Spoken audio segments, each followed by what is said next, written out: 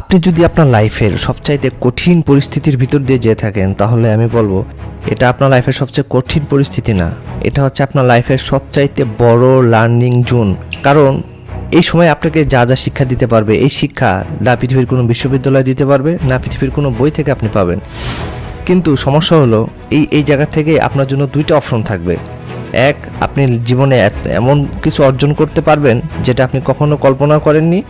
আর দুই নম্বর হলো আপনি লাইফে এমনভাবে ফেসে যাবেন যেটাও কখনো আপনি কল্পনা করেননি।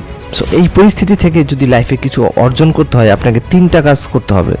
এক, আপনাকে ধৈর্য ধারণ করতে হবে, এমন লেভেলে ধৈর্য ধারণ করতে হবে যেটা আপনি কখনো করেননি। দুই, আপনার হার্ডওয়ার্ক বাড়াই দিতে হবে, এমনভাবে কাজ করতে হবে যেটা আপনি কখনো করেননি। তিন নম্বর হলো আল্লাহর উপর তাওয়াক্কুল করতে হবে। এই তিনটা কাজ যখন করবেন তখন দেখবেন আপনি এমন কিছু অ্যাচিভ করতে পারছেন যেটা আপনি কখনো কল্পনাও করেননি। সো এই পরিস্থিতি কখনই আপনার জন্য অভিশাপ না, এই পরিস্থিতি হবে আপনার লাইফে আল্লাহ তাআলা দেওয়ার সবচাইতে বড় আশীর্বাদ বা নিয়ামত। আসসালামু আলাইকুম।